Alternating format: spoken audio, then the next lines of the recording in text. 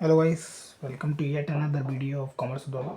आज हम एक यूनिट चैप्टर करेंगे, computation of income on estimated basis of particular business. Okay,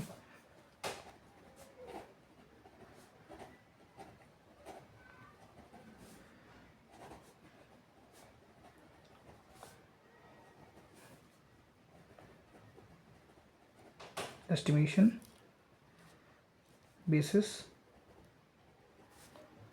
of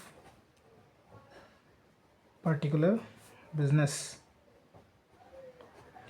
सो ये जो पॉइंट है ये एग्ज़ाम पॉइंट ऑफ व्यू से बहुत रिलेवेंट है। मतलब एग्ज़ाम में इससे अगर क्वेश्चन आता है तो पूरे नंबर देके जाएगा, काफ़ी इजी। बस एक छोटा सा कंसेप्ट है, ठीक है। इसमें टोटल 4 पॉइंट्स हैं, ठीक है। एक है ट्रक ऑपरेटर, दूसरा है कोई प्रोफेशनल पर्सन, तीसरा है बिल्डर, कॉन्ट्रैक्टर, ट्रेडर, और फोर्थ है इंश्योरेंस एजेंट, है ना। ये 4 लोग हैं। अब क्या होता है, कुछ जो चीज़ें अभी हम लोगों ने जो हेड्स पढ़े उसके अलावा कुछ लोग जो होते हैं वो एस्टिमेटेड बेसिस पे अपना इनकम को निकाल के रखते हैं। बेसिकली वो लोग जो अपनी इनकम को नोट नहीं करते हैं, मतलब हमारे जो दिन भर के जो खर्चे हैं, एक्सपेंसेस वगैरह है, उसको नोट नहीं कर रहे हैं डायरेक्टली। इसीलिए डायरेक्टली जो हमारी गवर्नमेंट है उन्होंने बोला है कि हम ऐसा मान लेंगे, एस्टिमेट कर लेंगे कि हमारे साइड से जो हमने रूल बनाया है उसके अकॉर्डिंग आपको मिल जाएगा। और ये रूल क्या है, अंडर सेक्शन 44 ऑफ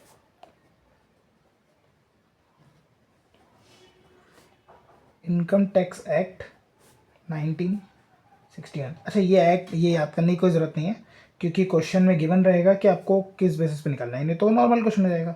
अगर आपको क्वेश्चन के एंड में लिखा है कि under the section 44, okay, then हमको क्वेश्चन करना है, ठीक है। सो हम सबसे पहले फर्स्ट पॉइंट देखते हैं,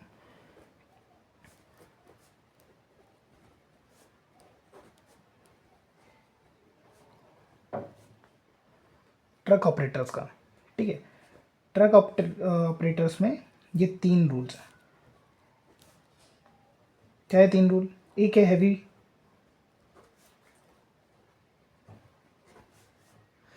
एक है मीडियम, और एक है लाइट। ये 3 प्रकार के व्हीकल हैं, ठीक है। हैवी व्हीकल, मीडियम व्हीकल और लाइट व्हीकल। इन तीनों का एक रूल है छोटा सा। हैवी व्हीकल के लिए 1000 रुपीज़ पर मंथ पर टन, ठीक है। अभी क्वेश्चंस करेंगे तो उसमें और क्लियरिफाई हो जाएगा।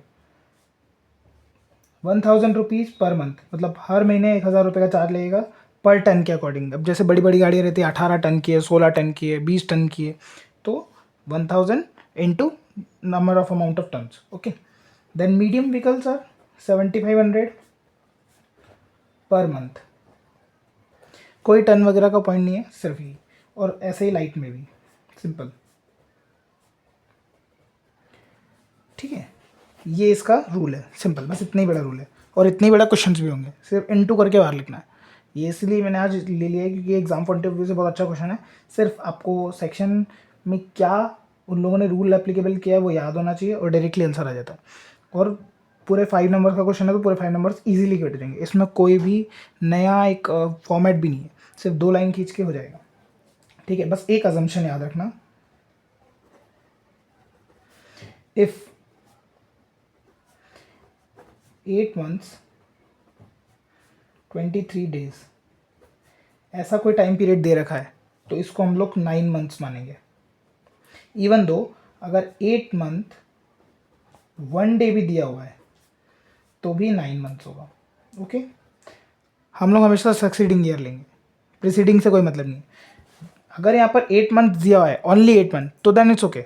बट इफ़ इन केस अगर प्लस एक दिन भी हो गया है ऊपर, तो फिर आप उसे नेक्स्ट मंथ में कंसिडर कर लेंगे, राइट। ऐसे लाइक अगर 7 मंथ 20 डेज दे रखा है, सो इट्स 8 मंथ, ठीक है। बस अब इससे रिलेटेड कुछ क्वेश्चंस करके देख लेते हैं, right.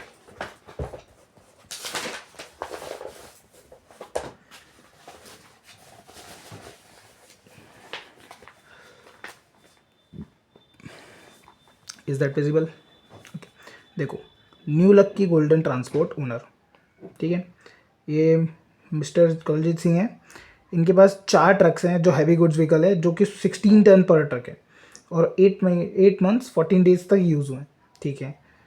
3 Matador light motor vehicle है 2, और 3 मीडियम व्हीकल है, उनके भी टाइम पीरियड दे रखे हैं। He did not maintain regular account, देखा, उसने रेगुलर अकाउंट मेंटेन करा नहीं, इसीलिए उसके ऊपर under section 44AE of income tax act 1961 apply हुआ है। किनके साइड से? गवर्नमेंट की साइड से। अब इसके ऊपर हम लोग कभी भी खर्चों पे ध्यान नहीं देते हैं, कोई भी एक्स्ट्रा लोडेड खर्चा हो, जैसे यहाँ पर ₹85 दिया हुआ है व्हीकल का, तो इसको हम लोग ध्यान नहीं देंगे, डायरेक्टली जो रूल है उसके अकॉर्डिंग हम उस पर टैक्सेबल वैल्यू निकाल लेंगे, राइट। अब उसको स्टार्ट करते हैं। Number 1,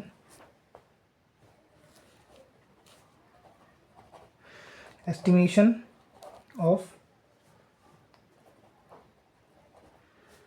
taxable value of business, ठीक है। यहाँ पर अपन को, लेकिन यहाँ जैसे जो क्वेश्चन में सेक्शन लिखा रहेगा उसे यहाँ पर मेंशन करना है, under section 44AE truck operator, ठीक है। असेसमेंट ईयर 2024-25, ये इतना हमको लिखना है, बस ये बन गया फॉर्मेट। नंबर फर्स्ट पॉइंट क्या है? हैवी व्हीकल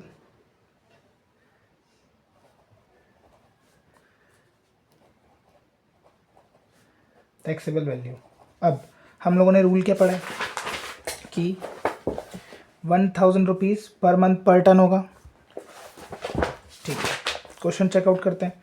सबसे पहले तो 1000 रुपीज़ इंटू क्या लिखा है यहाँ पे, 16 टन है और 4 ट्रक्स हैं, तो 16 ton into number of trucks into वहाँ पर टाइम पीरियड दिया हुआ है 8 मंथ 14 डेज, तो उसको हम कितना 9 मंथ कंसिडर करेंगे, राइट। बस इन सब का टोटल इन सबको इंटू करना है, 16 into 4 into 9 into 1000, and we get 5,76,000। Number 2, medium vehicle taxable value. Medium vehicle का क्या लॉजिक है? 75 पर मंथ, मंथ के नंबर्स दे रखे हैं 10 months 23 days, it means 11 month, and number of matadors 3। बस अब इसमें टन्स का कोई पॉइंट नहीं है, इसलिए डायरेक्टली इसे इंटू करना है। इन तीनों का इंटू करेंगे 2,47,500, we get value. Now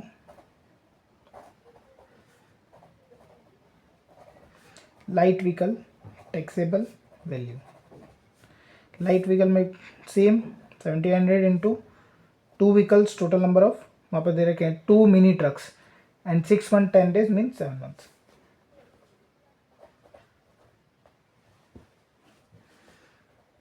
1,05,000, okay. Just taxable value total of और 3, इन तीनों का total comes to 9,28,500, done. How is the logic? Good ना? बस इससे ज़्यादा हैवी नहीं है, सिंपल। अब हम नेक्स्ट पॉइंट पढ़ते हैं, ये ट्रक ऑपरेटर, ठीक है, यहीं से हम लोग सेकेंड पॉइंट करते हैं।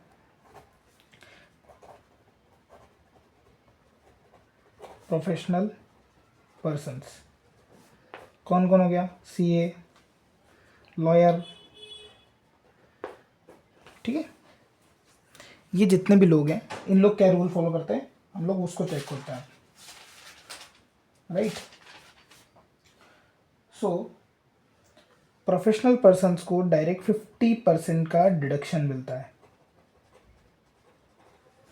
जितना भी उनने अर्न करा है, ऑफ अर्नड इनकम, जितनी भी अर्न इनकम है ना उसका डायरेक्टली 50% ऑफ उनको मिलता है।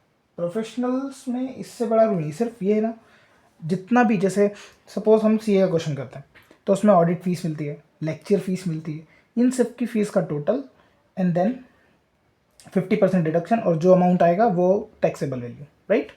सो हम लोग एक क्वेश्चन इसका भी अटेंड करते हैं। बस टोटल 4 ही हैं। फर्स्ट पॉइंट क्या था, truck operator, second professional person, अब इसके बाद हम और भी देखेंगे। इसका एक क्वेश्चन कर लेते हैं हम लोग, क्वेश्चन, ठीक है। इसके लिए जो क्वेश्चन हम उठाएंगे that would be question number 6, chartered accountant.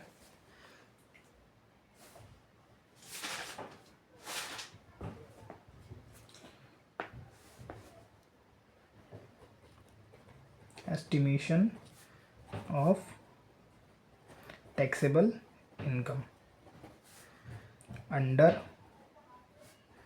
Section, जो सेक्शन दिया रहेगा उसको हम यहाँ नोट कर लेंगे, एंड असेसमेंट ईयर 2024-25।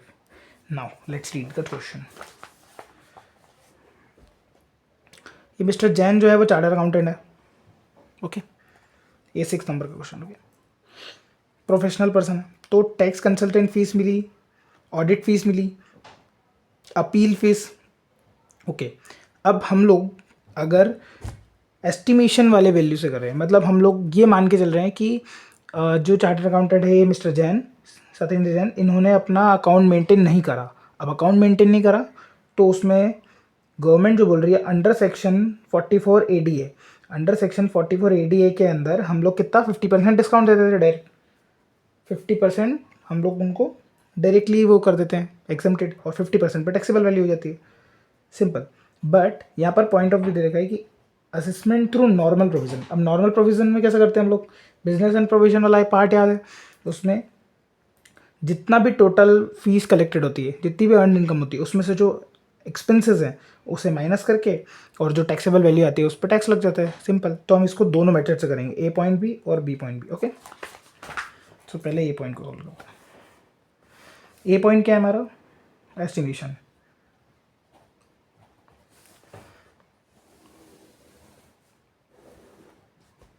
ठीक है। Estimation first,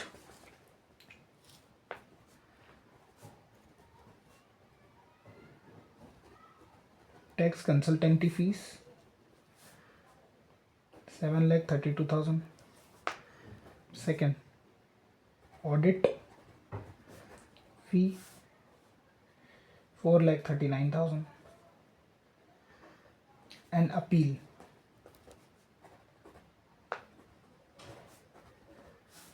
fees is 2,88,000। इन तीनों का टोटल 14,59,000, ओके। अब according to the rule of section 44 ADA है ना, ये क्वेश्चन में ही गिवन है, इसको याद करने की ज़रूरत नहीं है। Under section 48 income tax act का 1961, उसके अकॉर्डिंग हमको यहाँ पर जो प्रोफेशनल पर्सन है उनको 50% का यहाँ पे डिडक्शन मिलता है। किस वैल्यू का, इस वैल्यू का। तो 50% कितना हो गया इसका, 7,29,500, 7,29,500 हमको डिडक्शन मिला, और rest of the amount 7,29,500 would be our taxable value. Easy. Second point भी हो गया प्रोफेशनल पर्सन वाला। Third, in case of contractor, builder, ठीक है, ट्रेडर, अगर इन लोगों के क्वेश्चन आते हैं, कॉन्ट्रैक्टर के, ट्रेडर के या फिर बिल्डर्स के, इनके केस में, इनकी केस में हमें, अगर इसमें 2 पॉइंट्स हैं, अगर कैश और चेक या कैश के साथ साथ चेक और डिजिटल, इस इनसे अगर वो लोग कोई भी अपने एक्सपेंसेस और डेली एक्सपेंसेस जो कर रहे हैं, आवागमन, पैसों का inflow outflow of cash, by through cash और चेक और डिजिटल। अगर कैश वर्ड साथ में लगा हुआ है इट मीन्स 8% हमें चार्ज करना होगा। Okay, you get 8% of the value. जो भी कॉर्पोरेशन उसकी जो वैल्यू है उसका 8% हमको मिलेगा। बट अगर जो ट्रांजेक्शन है वो पूरा डिजिटल है, पूरा डिजिटल ट्रांजेक्शन है और किसी प्रकार का कैश मोड अगर इन्वॉल्व नहीं है तो 6% मिलता है। ओके, इसके ऊपर भी हम एक क्वेश्चन ट्राई करते हैं। ओके, क्वेश्चन नंबर 5 चेक करते हैं ना।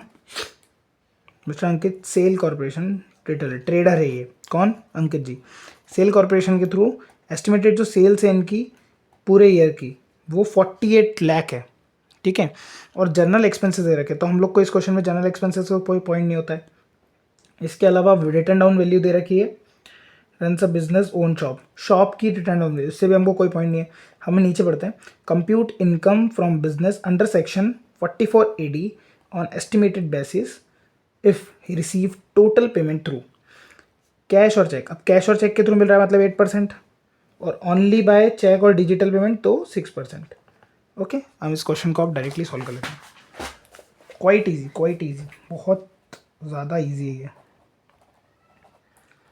Estimation of taxable value under section 44AD, assessment year 2024-25। ये खींचिए एक लाइन, ये दो पॉइंट थ्रू कैश और चेक।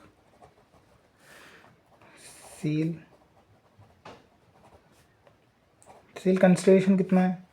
48 लाख। तो अगर कैश के थ्रू करा है तो हम लोग को 8% का मिलता है डायरेक्टली 8% का हमको 3,84,000, जितना डायरेक्टली हमारी टैक्सेबल वैल्यू हो जाती है, ख़त्म।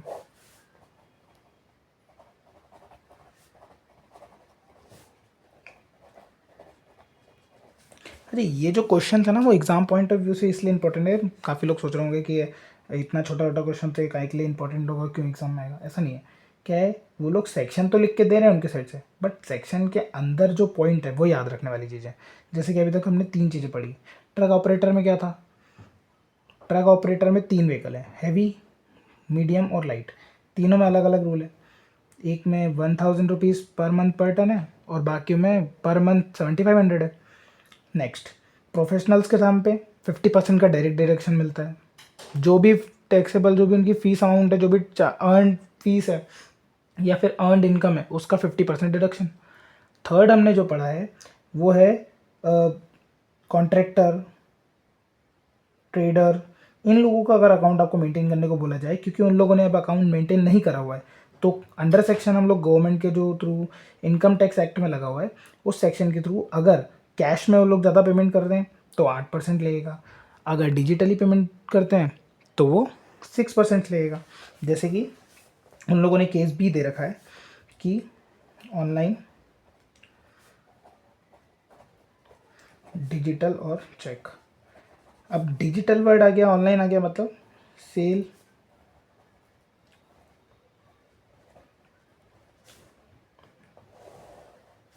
कंसिडरेशन कितना है?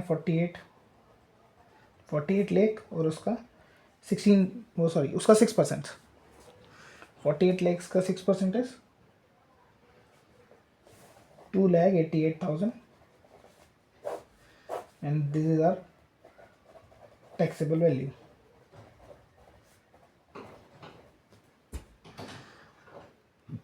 Okay, this much is the third point, and now fourth and last point of the chapter। बस यहीं पे हम इस चैप्टर को एंड भी कर देंगे। इस पर काफ़ी ईजी है, बस उस पर क्या है, जो क्वेश्चंस लगे हैं ना वो इसके बाहर क्वेश्चन नहीं आएंगे, इससे बड़ा और इससे ज़्यादा टेंशन वाला क्वेश्चन मिलेगा ही नहीं, इतना ही ईजी क्वेश्चन मिलेगा इस चैप्टर में। अगर आ गया तो किस्मत, but most of the cases में अभी तक जो पेपर टैली है उसमें ये क्वेश्चन आते ही आता है। एक क्वेश्चन तो पक्का आता है इस चैप्टर में से, एस्टिमेशन चैप्टर में से। ओके, तो जो फोर्थ पॉइंट है वो है इंश्योरेंस एजेंट। अब इंश्योरेंस एजेंट में भी 4 है। एक LIC एजेंट, पहले हम LIC एजेंट की बात कर लेते हैं। LIC एजेंट जो है उनका जो फर्स्ट कमीशन होता है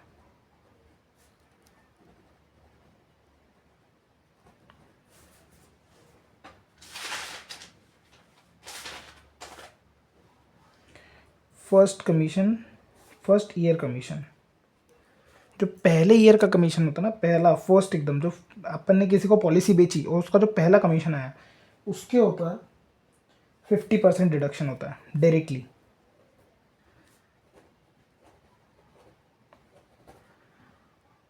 ठीक है, और जैसे ही जिस पर्सन को बेची है वो रिन्यू कराता है। अब जैसे फर्स्ट तो हो गया, पहली बार तो उन्होंने भर दिया, लेकिन फिर वो रिन्यू भी कराएगा, पॉलिसी को रिन्यू कराना होता है।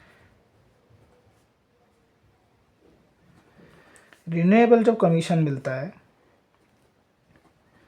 दैट वुड बी 15% और 20,000 विच एवर इज लेस, ये मैक्स लिमिट है। जो वैल्यू निकाली हमने, ठीक है, अब LIC एजेंट जो है उसके थ्रू हमने वैल्यू निकाली। वैल्यू निकालने के बाद हमें ये पता लगा कि 15% जब निकाला तो वो हमने यहाँ लिखा, चेक करा, और उसे मैक्स लिमिट 20,000 से कंपेयर करा। अगर 20,000 से कम है तो देन वही वैल्यू हम लोग को टैक्सेबल करना है, नहीं है तो 20,000 तक का अमाउंट डिडक्टेबल होता है। ठीक है, ये रिन्यूअल के टाइम पे LIC एजेंट के 2 पॉइंट्स हैं। But in case if question remain silent, अगर क्वेश्चन साइलेंट है किसी केस में कि आपको दे ही नहीं रखा है कि फर्स्ट कमीशन है या रिन्यूअल कमीशन है, तो 33.33% डायरेक्ट, इतना amount deductible if in case not given. वैसे तो नहीं होगा, पता रहेगा कि फर्स्ट कमीशन है या रिन्यूएबल कमीशन है, बट नहीं मिलता है तो 33% डायरेक्टली हम इसे माइनस कर सकते हैं।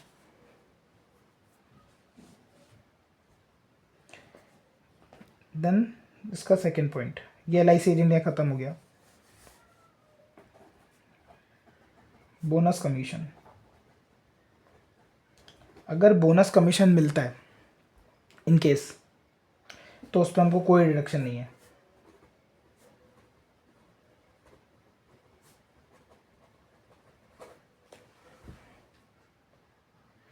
बट हाँ, एक बात याद रखना, अगर बोनस कमीशन कहीं दिख जाए तो ध्यान से देखना, जैसा कि हमने पहले डिस्कस कर रहा था नेट और ग्रॉस।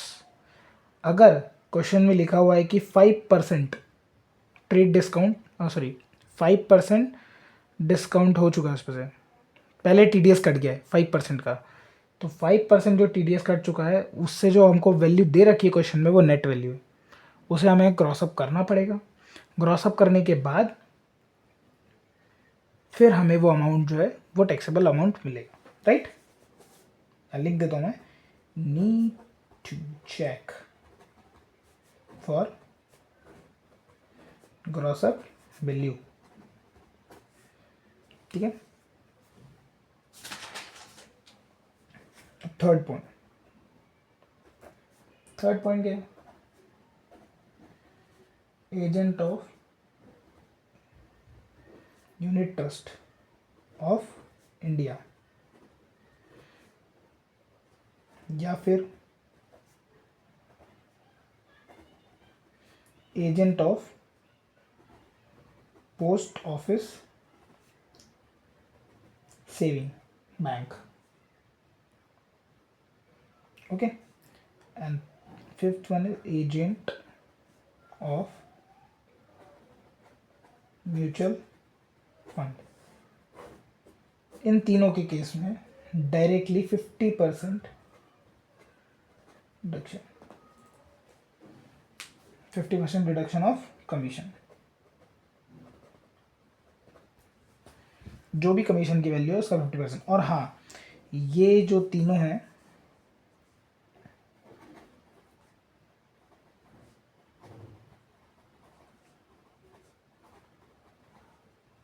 ये हमेशा ग्रॉस अप वैल्यू में ही दिए होते हैं, हमें इनको फिर से ग्रॉस अप करने की ज़रूरत नहीं पड़ती। कौन से?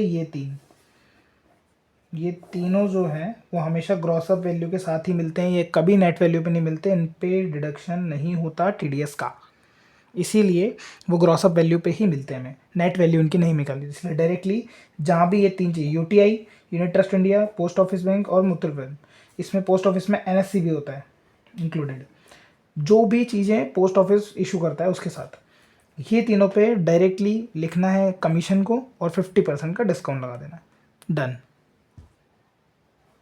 ओके, अब फोर्थ पॉइंट के ऊपर हम क्वेश्चन सॉल्व कर लेते हैं ताकि सारी चीज़ें क्लियर हो जाए। ओके, क्वेश्चन नंबर 4 रीड करते हैं।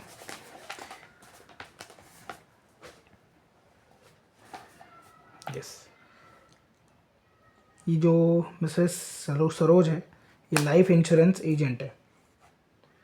She is also an agent of UTI and government security. ठीक है, यूटीआई की भी एजेंट है वो, यूनिट ट्रस्ट ऑफ इंडिया की। तो फ्रॉम द लाइफ इंश्योरेंस, अब फर्स्ट ईयर का इनको कमीशन कितना मिला? इतना।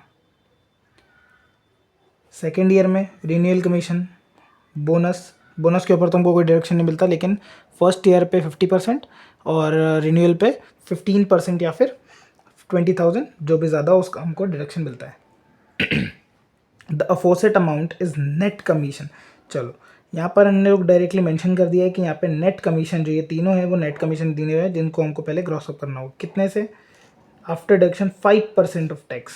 अब 5% डिडक्ट हो चुका है, इसका मतलब हमें 95 से इसे ग्रॉस अप करना होगा, राइट। यूटीआई का अमाउंट दे रखा है 6,000 and gross commission on NSC. NSC कौन सा है? पोस्ट ऑफिस वाला है, मतलब ये भी डायरेक्टली ग्रॉस वैल्यू दे रखी है। She owned a motor costing 80,000 which is use for her agency work 1/3। Okay, अब 1/3 जो है वो एजेंसी वर्क के लिए यूज़ कर रहे हो, सो ऐसा तो हमको कोई ज़रूरत नहीं है। हमने पहले बात करी कि हम सिर्फ उसका अमाउंट लेंगे जो हमको नेसेसरी है। During the previous year petrol and जो भी एक्सपेंसेस है उससे भी हमको कोई पॉइंट नहीं है, पेट्रोल के एक्सपेंस वगैरह कोई इशू नहीं, तो हम लोग सिर्फ हमारा जो काम का सोर्स है वो देखेंगे। ठीक है, पूरा क्वेश्चन टैली हो गया। अभी हम लोग यहाँ पे इसको सॉल्व करते हैं। फर्स्ट क्या है? LIC agent. पहले कॉलम में हम जो LIC एजेंट है वो उसका सॉल्व करते हैं। LIC एजेंट में first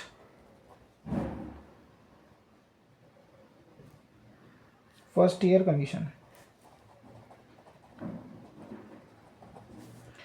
first year commission is 17,100। अब क्योंकि ये नेट अमाउंट है, नेट अमाउंट, सो हम इसे ग्रॉस अप करेंगे। 5%, टोटल 100% होता है, उसमें से 5% कट चुका है, मतलब 95 का जो 95 है वो इसकी वैल्यू है, मतलब ये 95 के बराबर है, तो इसे हम 100 से ग्रॉस अप करेंगे। Amount would be 18,000। अब क्योंकि हमको पता है कि जो फर्स्ट ईयर कमीशन है उसमें हमको 50% का डिडक्शन मिलता है, तो 50% deduction would be 9,000 and rest amount would be taxable. Then renewable commission, renewable commission का अमाउंट कितना दे रखा है? 22,800। वही उसे हम पहले ग्रॉस अप करेंगे, which would be 24,000।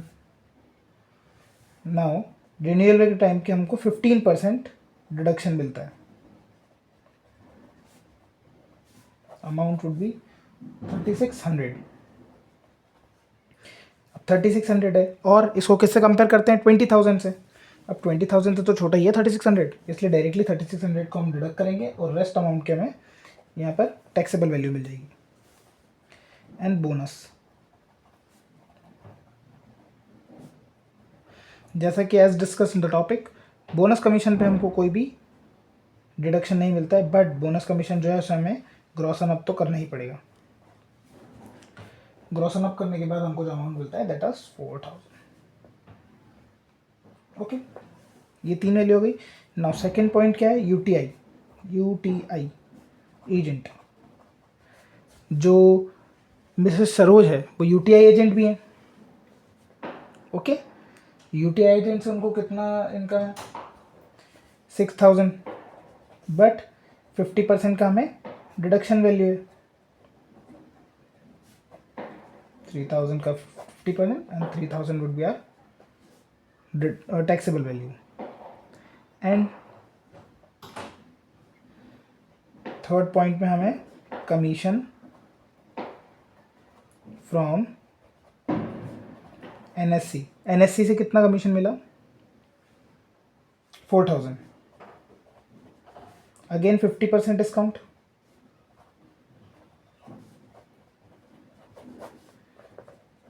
₹2000.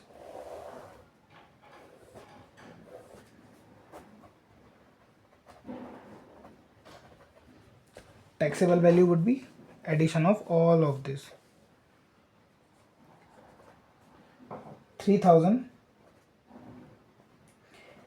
38,400, sorry. Yes.